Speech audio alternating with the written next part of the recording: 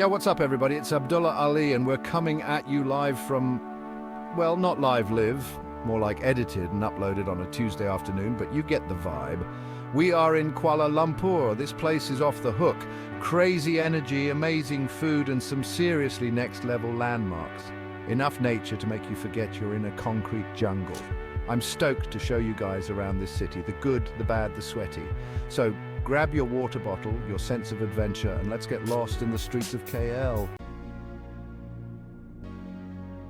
You can't come to KL and not pay homage to these bad boys. The Petronas Towers, 1,483 feet of pure architectural genius. They were the tallest buildings in the world for 6 years. Can you imagine the view from up there? We're heading up to the Sky Bridge for a closer look. We conquered the Petronas Towers, and the view was insane. Now we're at Menara KL Tower, even taller than Petronas. Known for its panoramic city views, we're here at sunset, absolutely breathtaking. Let's see if this view lives up to the hype.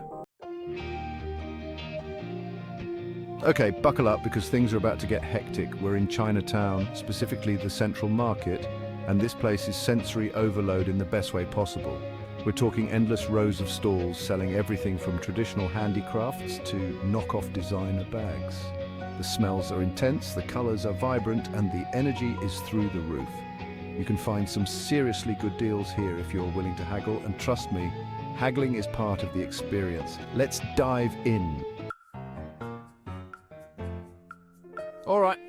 We've been hitting the pavement hard, so it's time for a change of pace. Check out the River of Life, a 7-kilometer stretch of revitalized waterfront right in the heart of the city. They've done an amazing job cleaning up the Klang River and turning it into this beautiful urban oasis. You've got walkways, fountains, street art, and even some pretty epic light shows at night. It's crazy how a little bit of greenery and some fresh air can make such a difference in a concrete jungle like KL. All right, history buffs, this one's for you. We're at Merdeka Square, also known as Independence Square, which is basically ground zero for Malaysian history.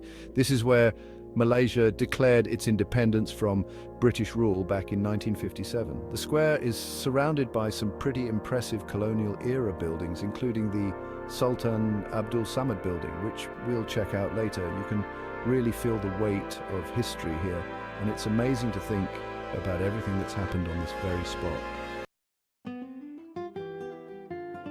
All right, time to escape the concrete jungle and immerse ourselves in some real nature. We're at the Kuala Lumpur Bird Park, which is home to over 3,000 birds from 200 different species. This place is massive. Over 20 acres of free-flight aviaries, so the birds have plenty of space to spread their wings.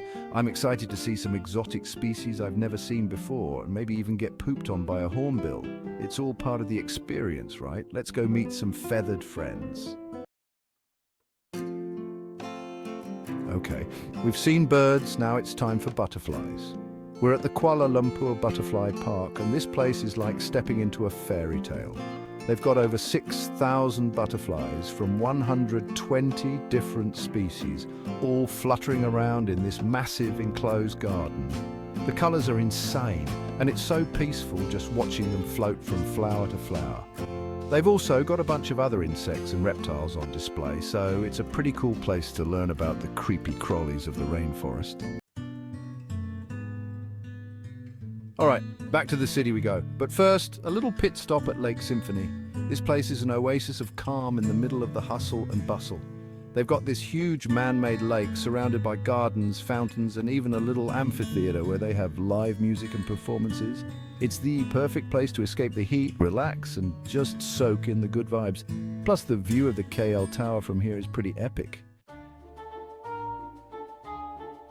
All right, animal lovers, this one's for you. We're at Zoo Negara, the National Zoo of Malaysia, and this place is huge. We're talking over 400 species of animals, spread out over 110 acres. They've got everything from lions and tigers and bears, oh my, to elephants, giraffes, and even pandas. I'm excited to see the Malayan tigers, which are critically endangered in the wild. Hopefully we can get up close and personal with some of these amazing creatures. From the land to the sea, we're at Aquaria KLCC, which is basically an underwater wonderland right in the heart of the city. This place is home to over 5,000 different marine creatures, from sharks and stingrays to sea turtles and jellyfish. They've got this incredible 90-meter underwater tunnel where you can walk through and see all the fish swimming around you. I'm hoping to catch a glimpse of the giant arapaima, which is one of the largest freshwater fish in the world. Let's dive in. All right, time to get our Indiana Jones on. We're heading out of the city to the Batu Caves, which are one of the most important Hindu shrines outside of India. To get to the caves, you have to climb 272 steps, guarded by a giant golden statue of Lord Murugan. It's a bit of a workout, but trust me, the view from the top is worth it. The caves themselves are filled with Hindu temples and shrines, and it's a pretty incredible sight to see. All right, we're back in the city center at the Jamek Mosque, also known as the Masjid Jamek. This mosque is over 100 years old and is one of the oldest and most beautiful in Kuala Lumpur. The architecture is a blend of Mughal and Moorish styles with these beautiful onion-shaped domes and intricate minarets. It's a really peaceful and serene place, even in the middle of the bustling city. Just remember to dress respectfully if you're planning on going inside.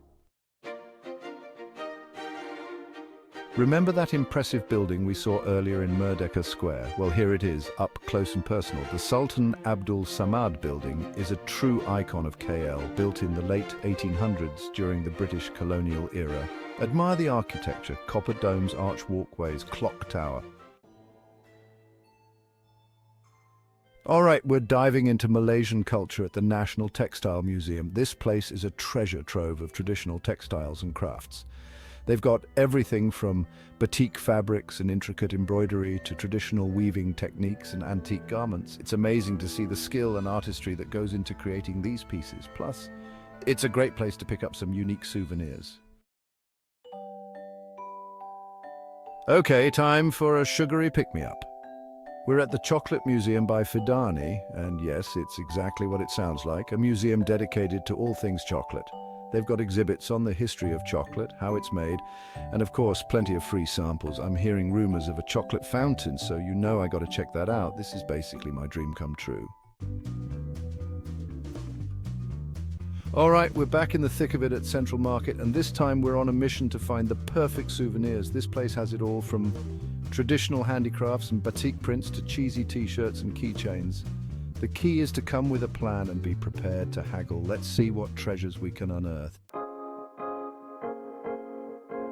All right, time to embrace our inner shopaholics. We're at Surya KLCC, which is basically the fanciest mall in all of Kuala Lumpur. This place is located right at the base of the Petronas Towers, so, you know, it's got to be good. They've got every luxury brand imaginable, from Gucci to Prada to Louis Vuitton. Even if you're not in the mood to drop some serious cash, it's fun to window shop and dream, right? Okay, we're on a roll with the shopping spree. Next up, Pavilion Kuala Lumpur, another one of KL's premier shopping destinations. This place is a bit more diverse than Surya KLCC, with a mix of high-end brands and more affordable options. They've also got a great food court and a cinema, so you can easily spend a whole day here. My wallet might be crying, but my inner shopaholic is doing cartwheels. As the sun sets on Kuala Lumpur, we find ourselves in Bukit Bintang, the city's entertainment hub. This place comes alive at night with flashing neon lights, street performers, and a cacophony of sounds. You've got street food vendors hawking their wares, bars and clubs pumping out music, and people from all walks of life just soaking up the energy. It's a bit chaotic, a bit overwhelming, but completely unforgettable. All right, last but not least, we're at Sunway Putra Mall. This place is a bit more laid back than some of the other malls we've visited, with a focus on local brands and more affordable prices. It's a great place to find unique souvenirs, try some local snacks, and just get a feel for everyday life in Kuala Lumpur. Plus, they've got this awesome rooftop garden with great views of the city. So there you have it, guys. Kuala Lumpur in all its chaotic, vibrant, delicious glory. This city is a whirlwind of sensory experiences, from the towering skyscrapers to the bustling street markets. Whether you're a history buff, a foodie, a shopaholic, or just looking for an adventure, KL has something for everyone. If you enjoyed this whirlwind tour, don't forget to like, comment, and subscribe for more travel adventures. Until next time, peace out.